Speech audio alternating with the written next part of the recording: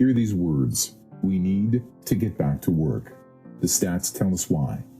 In the 300,000 square kilometers of the interior health region, which spans Williams Lake to the north, Creston and Golden to the east, Osoyoos to the south, and Princeton to the west, encompassing 30-odd hospitals, we have 10 people hospitalized with this virus, down from 13. BC has freed up 5,000 beds, and on Friday, April 10th, had only 135 people hospitalized in a province with 100 hospitals. The healthcare system is less strained than normal now that it has less than 4,800 patients to contend with. Last week, BC had 135 hospitalized cases, and 100 hospitals. That's a ratio of 1.35 patients per hospital. Ontario last Friday had 589 hospitalized cases, with 3 times our population and 500 hospitals, a ratio of 1.18 patients per hospital. The amount of people that are going to die because they can't get non-essential surgery for early-stage cancer, heart disease, is going to outpace COVID by hundreds, if not thousands. These are people aged 30 to 60 years of age. Health phone call lines are up 100% with callers as young as 12. Emergency rooms are seeing high numbers of alcohol-related illness because of isolation. Isolation is the incubator for mental health issues like depression, suicide, addiction, and abuse.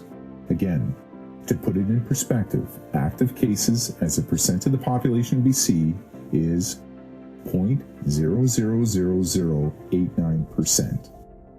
Bonnie Henry, keep the sick and vulnerable on lockdown. Keep social distancing measures front of mind. Stay 2 meters apart. Wash your hands. Stop or limit domestic travel to essential service, but start to turn back on the economy before we have nothing to come back to. Open patios and bars, but space tables to reasonable numbers. Open retail and limit the number of shoppers based on square footage. The collateral damage created by an overzealous government will fill more coffins than a thoughtful return to work. Business owners are by their very nature innovators. Bonnie Henry is erring on the side of caution, which is her job, regardless of economic impact. Allow the BC business community to do what they do best. Create a way to do business that diminishes addiction issues that are popping up, abusive relationships, mental health challenges. The curve is flattened. We stay vigilant and we can do this. Oh, by the way, thousands of businesses have operated safely during this whole curve flattening because they know COVID is preventable while safety protocol is followed. The check is nice from the government, but our children will eventually have to pay it back.